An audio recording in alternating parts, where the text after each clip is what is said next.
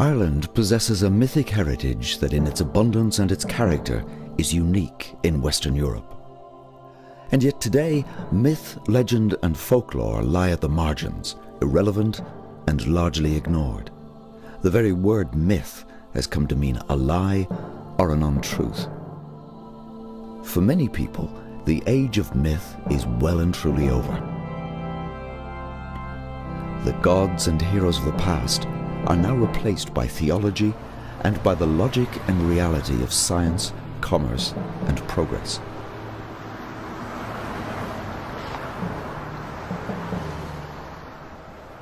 For many, the myths are part of the past.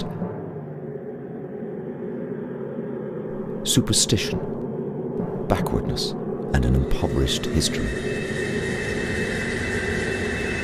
So why then might we revisit this mythic heritage? Why should we engage with those stories that have stood the test of time? Compared to logic and argument, stories work in a different way. They work with enchantment and emotion. They find places in the heart. They act as a mirror of our desires. They shape our culture and they define who we are. They are central to how we live in the world. And for many, how we live in this world is not sustainable. We may need to challenge the stories that we live by. There are good reasons why myth, legend, and folklore are worth revisiting. They are timeless stories that have always had the ability to entertain. They have been a guide and inspiration to individuals, communities, and indeed nations. They are particularly relevant at times of dislocation and disruption. Myths, as one folklorist puts it, have uncanny powers of self-definition. So how do we relate to these stories today, given that they often seem strange and mysterious to a modern ear? It's easy to dismiss these stories as nonsense, as fantasy. So if one of the characters is turned into a fly by a jealous stepmother and blown away by fierce storms, do we dismiss the story? Or do we recognize that maybe this is a way of describing an inner reality? And if we hear a story of a vain and greedy king who treats a great poet with disdain and cruelty, the story of the poet Carbra, who stood before the throne of the unjust King Brez, and with words of withering satire deposed him of his kingship. Do we dismiss this as ridiculous? Or do we connect this story with those in high places today? The meaning of folklore and myth lies just below the surface, and getting to this meaning is a journey of discovery. Our ancestors would humanize what they were experiencing emotionally and spiritually. The story may not be literally true, but perhaps that's not the point. Encoded in the imaginary world of myth is a wisdom, potentially of great value to us today.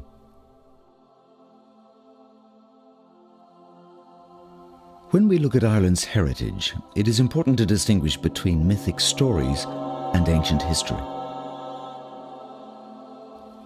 The ancient history of Ireland is what historians and archaeologists create. They build a picture of the past from separate pieces of information to establish the facts of history.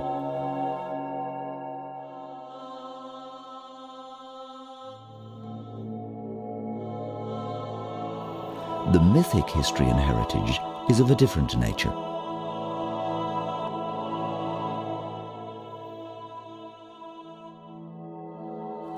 When Christianity arrived in Ireland around the 5th century AD, Ireland already possessed a rich mythological tradition.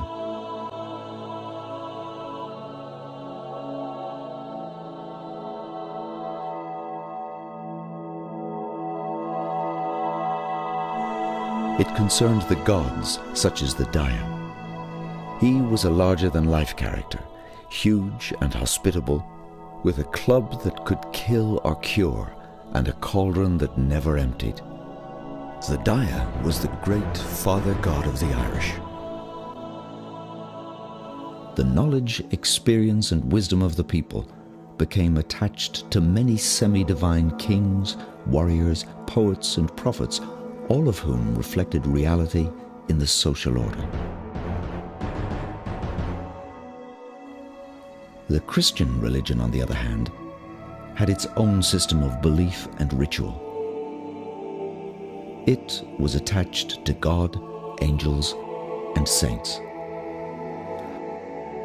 Before Christianity could become accepted, the influence of the native gods and heroes had to be diminished.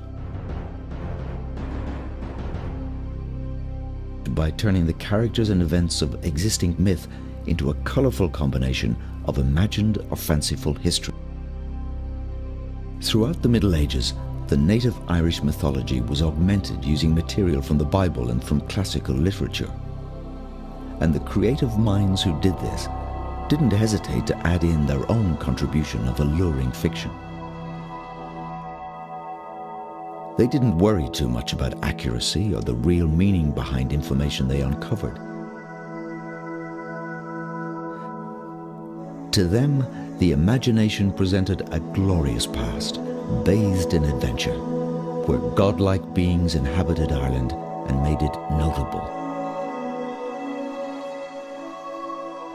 They imagined and reproduced a great, fanciful story of the past. One in spirit with them, this is the story we will tell, of its first men and women. These stories may be strange and unfamiliar, but they are part of what makes us who we are.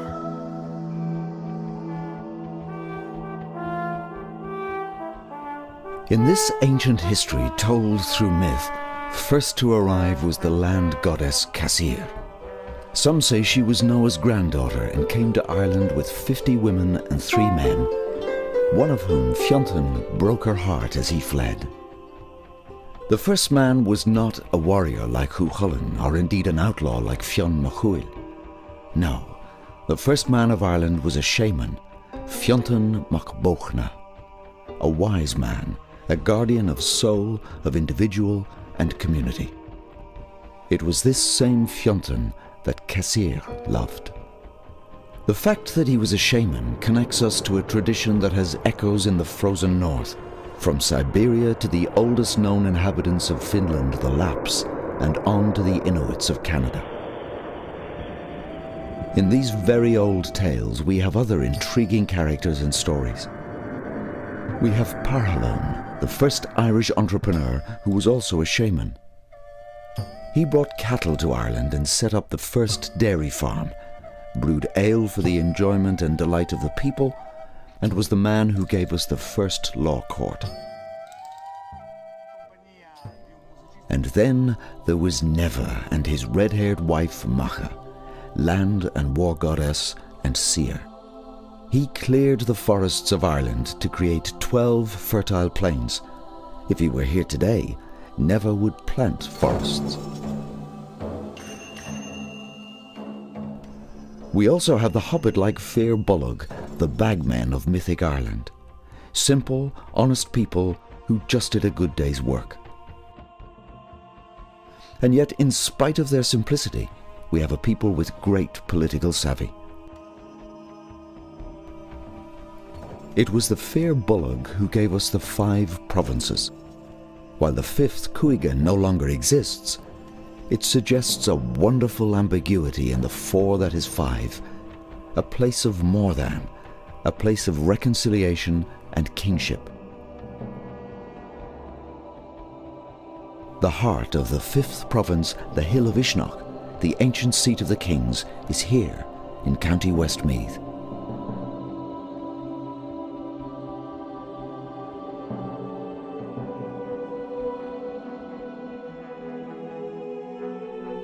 Then, from the north, in a red mist, came the second great culture at the heart of this imagined past.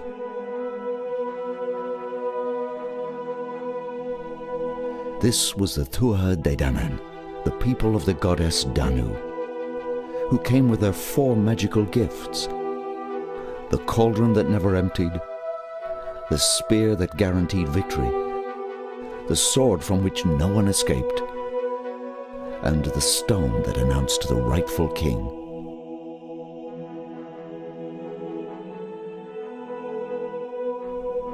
Danu was the goddess of the Celts, who was called the Mother of Irish Gods, and that's saying something.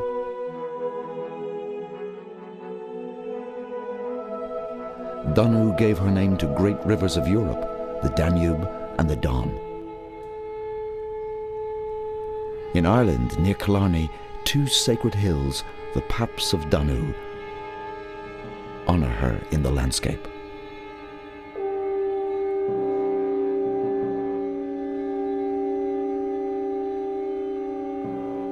Here we have a way of life that existed before the Celts, a goddess culture centred on a cycle of birth, death and regeneration, and of a matriarchal social order. The idea of a pre-patriarchal culture has fired the imagination of many. This is what the prehistorian Maya Gimbutas would call Old Europe, the culture before the Celts arrived. In Ireland for a visit in 1989, she spoke admiringly of the country's rich cultural heritage and that, quote, the old European monuments stand here in all their majesty.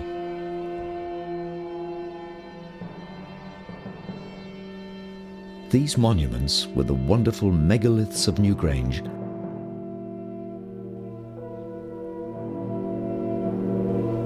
and the court cairns.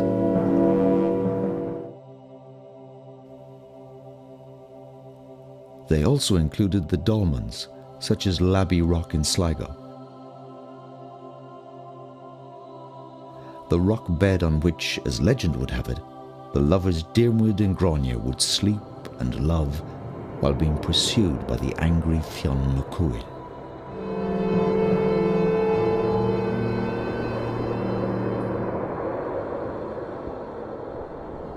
In the mythological history, it was the outcome of two great battles, the battles of Moytira, that established the megalithic goddess culture in Ireland. It was the second great battle between the Tuatha Dé Danann and the fearsome leader of the Fomhairle, Balor of the Evil Eye.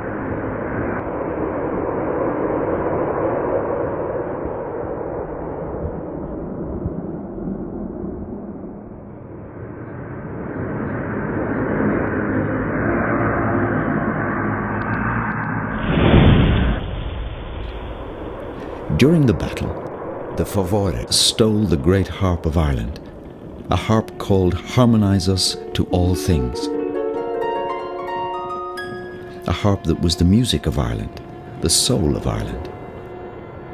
Though the Tuatha Dé Danann eventually won that second battle of Moytira against Balor, it was at a great cost. Some would say we have lost the third battle of Moytira to a totally materialistic worldview, to a soulless modernity.